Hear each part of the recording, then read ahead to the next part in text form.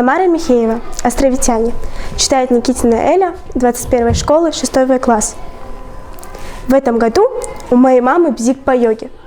У нее каждый год что-нибудь новенькое. 3 года назад она, например, соколечением увлеклась.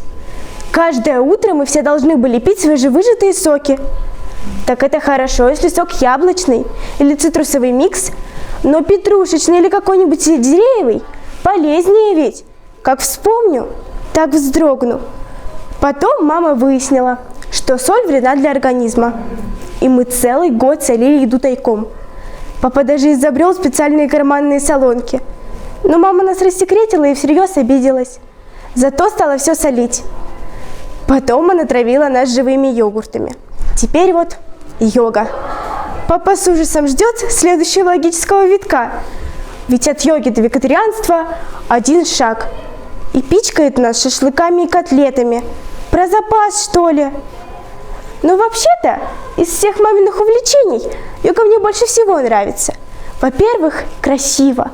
Все эти асаны. И не трудно совсем. Гораздо легче, чем когда мы бегали всей семьей по какой-то там суперпрограмме, готовясь к марафону. А во-вторых, подсмотришь, все звезды йогой занимаются. Чем мы хуже? А мясо я и так не люблю. Мы даже пельмени с Савкой на двоих едим. Он мясо, а я тесто.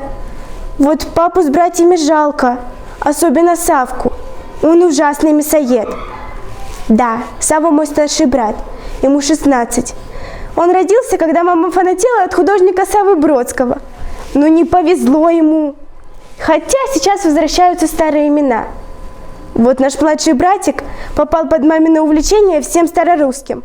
И зовут его Демид. Она хотела назвать его Добрыней или Братомилом. Но тут папа устроил настоящую забастовку, и маме пришлось искать что-то более удобоваримое. Сошлись на Демиде. На людях папа зовет его Митей. Пускай думают, что он обыкновенный Дмитрий. А дома мы зовем его Демой. Ему подходит.